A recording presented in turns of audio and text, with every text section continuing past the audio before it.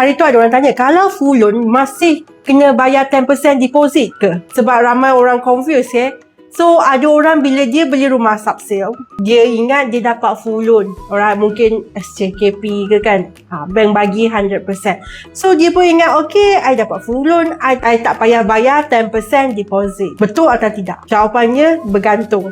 So bergantung pada penjual rumah tersebut. Kalau penjual rumah cakap, okay, saya boleh tunggu bank untuk release that 10% to me, then okay, tak payah bayar. Tapi kalau penjual cakap ataupun ejen cakap tak boleh, kena bayar 10% juga, maka anda kena bayar 10%. So, kalau pembeli tak bayar, makna penjual tak dapat duit, ejen tak dapat commission. So transaksi tu macam lambat baru dapat. Pihak macam ejen kadang-kadang, penjual kadang-kadang dia orang tak suka. Dia orang nak dapat duit 10% tu. So kalau kena bayar 10% tu, maksudnya anda kena bayar dulu. Alright? Nanti bank akan disburse ke akaun anda yang extra 10% deposit tu. Jangan ingat tak payah prepare.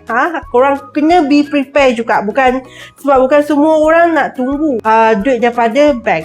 Kalau rumah itu adalah rumah leasehold, dia akan mengambil masa yang lama tau. Mungkin 6 bulan, 7 bulan kan. So kadang-kadang penjual ataupun ejen dia tak nak tunggu lama-lama macam ni. Okay, so pembeli kena prepare juga. So seelok-eloknya sebagai pembeli, korang kena prepare duit ini.